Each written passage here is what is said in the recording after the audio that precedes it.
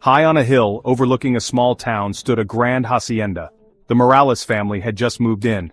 The house was huge, with courtyards and fountains, but it felt cold. The air was heavy with the smell of dust and old memories. Sunlight couldn't get through the thick walls. Shadows danced in the corners. The house seemed to sigh and whisper stories of a forgotten past. Lucía, the youngest daughter, felt it the most. She was 10, and her imagination ran wild. She saw faces in the peeling paint. Every creak of the floorboards made her jump. The rustling leaves sounded like whispers. Something was in the house, watching them, waiting. Lucia's older brother Carlos didn't believe her. He was 16 and thought he was too grown up for ghosts. He listened to loud music to block out the strange noises. But even Carlos felt uneasy sometimes. The house had cold spots. He felt chills when he was alone. One evening as the sun set, Lucía saw her, a woman in white drifting across the courtyard. Her long dark hair flowed behind her. Her face was hidden. Lucía was terrified, but also strangely sad. The woman seemed lost and alone. The family sat down for dinner in the old dining room. The only light came from a chandelier, its crystals tinkling in the breeze. Lucía told them about the woman in white. Carlos laughed and called her silly. Their parents looked at each other, worried. Their mother, Isabel, tried to calm Lucía down. She said it was just her imagination. Moving was hard, and it was normal to feel a little anxious in a new place. But even Isabel couldn't shake the feeling that something was wrong. She had heard the whispers in the courtyard too. Their father, Miguel, was a practical man. He said the house was old. Of course it would have drafts and strange noises. He told them to be logical. Ghosts weren't real. But secretly he felt a shiver of doubt. He had seen the sadness in Lucia's eyes. He knew she wasn't making it up. The next day, Lucía saw the woman again. This time she was closer. Lucía could see her face. It was beautiful, but very sad. Her eyes were filled with tears. Lucía tried to talk to her, but the woman vanished into the shadows. Lucía saw the woman in white more and more. In the hallways, the garden, even her own room. The woman never spoke, but her presence filled Lucía with dread. She felt sure something terrible had happened in the hacienda. Lucía tried to tell Carlos, but he wouldn't listen. He said she was being dramatic and told her to stop being scared. He didn't believe in ghosts. Isabel, however, was worried. Lucía was quiet and withdrawn, with dark circles under her eyes. Isabel believed Lucía. She remembered her grandmother's stories about La Llorona, the weeping woman. A woman who drowned her children and was now forced to wander the earth searching for them. Isabel tried to forget the stories. They were just scary tales. But she couldn't shake the feeling that they were connected to the hacienda. She decided to talk to Miguel. Maybe together they could figure things out. Miguel didn't believe in ghosts. He thought Isabel was letting Lucia's stories scare her. But he agreed to listen. He loved his family and wanted them to feel safe. He wanted Lucía to be happy again. Isabel told him about La Llorona and the woman in white. She told him about the sadness in Lucia's eyes. Miguel listened. He tried to be logical, but he felt a chill. He couldn't ignore the fear in Isabel's eyes. That night, Miguel heard crying, a low, mournful sound coming from the walls. He went to Lucia's room. She was asleep, but her face was wet with tears. He sat with her, holding her hand. He didn't know what to do. The next morning, Miguel decided to act. He loved his family and would protect them. He would face this haunting. He wouldn't let it scare them anymore. He would find a way to stop it. Isabel called her aunt, Doña Rosa, the oldest woman in the family. She lived in a small mountain village and was said to be wise in the ways of spirits. Isabel hoped she could help. Doña Rosa listened carefully as Isabel told her about the haunting. She nodded slowly. She knew the legend of La Llorona. It was a story of love and loss, betrayal and despair. La Llorona wasn't evil, just a mother driven mad by grief. Doña Rosa explained that La Llorona was once a beautiful woman named Maria. She fell in love with a rich Spaniard and had 2 children with him. But he left her, returning to Spain. Heartbroken and alone, Maria took her children to the river and drowned them in a moment of madness. Instantly regretting what she'd done, she wandered the riverbank crying for her children. She was cursed to search for them forever. Doña Rosa said La Llorona was drawn to sad places. The hacienda must have a dark secret, connected to her pain. Isabel and Miguel needed to uncover the truth to find peace. Doña Rosa gave them a scrying mirror, an old silver mirror said to reveal hidden truths. They should take it to the basement. The answers were there, but they had to be careful. The spirit world was dangerous. Miguel and Isabel went to the dark, damp basement. Cobwebs hung everywhere, and the air was thick with dust. They felt a cold, menacing presence. They lit a candle and put the mirror on a crate. Sitting in front of it, they closed their eyes and focused on the haunting. They asked for guidance. They wanted to know the truth and help La Llorona find peace. The mirror glowed, images swirled, a young woman holding a baby, a man shouting angrily, the woman running to the river, falling to her knees, weeping. Suddenly, the images stopped. The mirror went dark. Miguel and Isabel opened their eyes, shaken. They knew the truth. The hacienda had belonged to the Spaniard who broke Maria's heart. He brought her here after abandoning his wife and children in Spain. They realized La Llorona wasn't haunting them out of anger. She was drawn to the pain and suffering that happened there. She was searching for comfort, for forgiveness. Miguel and Isabel knew what to do. They had to help La Llorona find peace and let go of her pain, help her move on to the afterlife. It wouldn't be easy, but they would try. Lucía had nightmares. She saw the woman in white drowning her babies and the Spaniard laughing cruelly. She woke up screaming. She couldn't take it anymore. She had to do something. She crept down to the basement and found her parents talking quietly in front of the mirror. Hiding in the shadows, she heard them talking about La Llorona, the Spaniard, and the river. Lucía stepped out. She told her parents she knew what to do. They had to go to the river, find La Llorona, and tell her they understood her pain and forgave her. Miguel and Isabel were shocked. Lucía, their little girl, had figured it out. She knew how to help La Llorona. Proud and loving, they hugged her tightly. Together, they went outside, hand in hand, towards the river.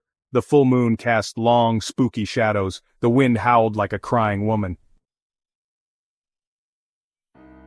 They reached the dark, swirling river. The air was thick with mist. They felt La Llorona's cold, menacing presence all around them. They were scared, but determined to help. Suddenly, they saw her. Standing on the riverbank, her white dress flowing, her long dark hair covering her face. She was sobbing. Lucía stepped forward, unafraid. She felt sorry for La Llorona and wanted to help. She reached out and touched La Llorona's arm. La Llorona turned. Her face was filled with sorrow, her eyes with tears. She looked at Lucía with pain and longing.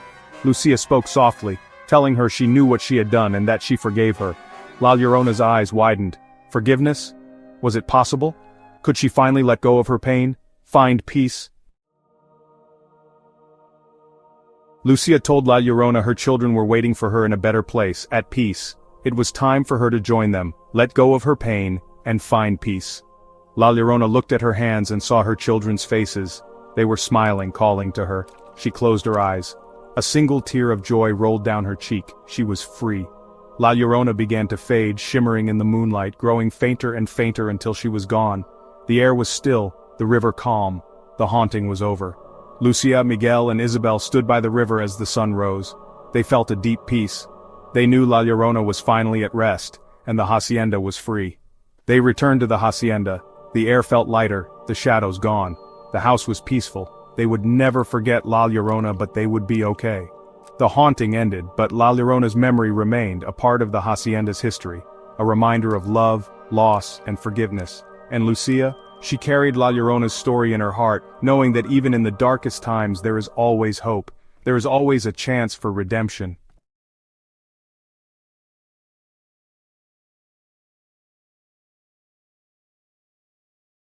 The Hacienda del Olvido stood alone. This old house was covered in shadows. Dust and cobwebs hung over the once beautiful arches. The smell of decay, like damp earth and forgotten things, filled the air. Thick vines as big around as a man's arm crawled across the crumbling walls. Every stone seemed to whisper stories of a lively past, now lost to silence. Inside, the air felt heavy with memories. Weak sunbeams struggled to break through the darkness. They lit up tiny bits of dust dancing in the quiet. The silence was so strong you could almost feel it, broken only by the creaking of the old house as it settled into a sad sleep. The Martínez family came back to the hacienda looking for comfort. They wanted peace after a terrible event, but instead they found themselves caught up in the darkness that filled the house. Every night, whispers seemed to come from the walls. They disturbed their sleep, telling stories of sadness and despair. Lucía, the youngest daughter, became quiet and withdrawn. Her bright eyes now looked haunted. Her parents, lost in their own grief and fear, didn't notice the scary change in their daughter. They were trapped in their own problems, unable to see the danger closing in. As the days turned into weeks, the whispers changed. Soft cries began to echo through the empty halls. They seemed to seep from the walls, filled with a terrible sadness. The cries grew louder, stronger. They turned into heartbreaking sobs that filled the night. One night they found out what was making the noise. Lucía, her small face pale and covered in tears, said she heard children crying. They were trapped, she said, and their voices were full of sadness. Her parents, filled with dread, could no longer ignore the evil in their home. Desperate, the Martínez family asked the village elders for help. The old people told them about a gold mirror. It used to hang in the hacienda's main room. The legend said the mirror was a doorway between the world of the living and the world of the dead. Long ago, a cruel man named Don Fernando owned the hacienda. He was very vain and ruthless. He trapped the spirits of children inside the mirror. Their innocent souls made him young and strong. Scared but hopeful, the family went to see Doña Esperanza, the village healer. She knew a lot about the spirit world. With shaking hands, she looked at the mirror. Her usually bright eyes now reflected a deep and disturbing knowledge. The curse, she said, was very strong. It came from Don Fernando's greed for power. The children's souls trapped in the mirror wanted to be free. Lucía, Doña Esperanza said, was the key. Her innocence attracted the spirits. Section 6. Echoes of the Past. Doña Esperanza, using old rituals, started to break the curse. She worked very hard. Incense smoke filled the air with the smell of herbs and magic. Every night, the children's sad cries grew louder. Their presence filled the house with a heavy sadness. As Doña Esperanza chanted, the mirror glowed with a strange light. Pictures flickered on its surface, showing quick glimpses of the past. The Martínez family watched in horror as they saw what happened to the children. Section 7. The Ritual. The night of the ritual arrived wrapped in a deep silence. The air felt thick with anticipation. The smell of copal incense filled the air, an offering to the spirits. Doña Esperanza, her face lit by candles, stood in front of the mirror. With a steady hand, she cut her palm with a silver dagger. Blood dripped onto the mirror. Section 8. A fleeting peace. Everyone gasped. The mirror, now stained with blood, pulsed with a bright light. The children's cries became very loud, then suddenly stopped. A feeling of peace filled the room. The air, once heavy with sadness, felt lighter and clean. The ghostly images of the children disappeared. Silence returned to the hacienda. It was the sound of a nightmare ending. The Martínez family, tired but relieved, hugged each other.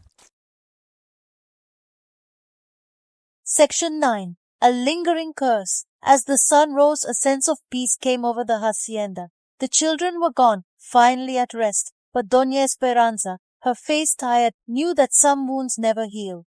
The curse, she said, was like a monster. When you cut off one head, another grows back. Don Fernando's evil spirit, tied to the hacienda, remained. He would be trapped forever. The hacienda would never be truly free. It would always be a reminder of cruelty and sacrifice.